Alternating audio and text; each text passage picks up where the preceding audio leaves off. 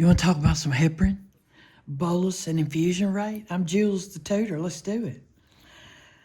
This says calculate the units of heparin required for the bolus dose. Round the final answer to the nearest 100th unit. And the order is you got to begin the protocol on a man or a woman that weighs 96 kilograms. There's two problems. We're only worried about the bolus. So the bolus says heparin 80 units for every single kilogram. We got 96 of them. So we're going to do 80 units times 96 kilograms. And that's going to give us how many units we need to give him for the bolus. You see it's 7680 units. Sorry. I'm writing like a serial killer or either a physician. But anyway, this says round it to the nearest 100th. So 100th place is 600. The 8 would make that into a 7. It's going to round it up. And so the answer is 7,700 units for the bolus. Look, boom. We saved another one. You see that? You see it? Look, like the video. Share it. Share it with everybody that you could possibly ever know.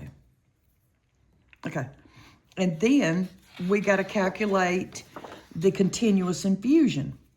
And again, we're still talking about Homer at 96 kilograms. And it says heparin for the infusion, 18 units per kilogram per hour. So we got to multiply 96 times 18 units. And that'll give us the total number, 96 times 18. 1728. 1728 units per hour is what the physician wants per protocol. Okay? So this is, and then what we have in our hand is 25,000 units and 250. Because we know how many units he wants an hour, this is going to be a dose order over a dose on hand. Problem. What does he want? He wants, if he could have his best wish, he'd want him to get 1,728 units an hour. What do I have that's units? In my hand, I got 25,000 units. We're unit rich. How does that come? In 250 milliliters. You see that? Okay, you see how I put all their last names? So Ethel or Engelberg don't have no question about that. I know what I'm talking about.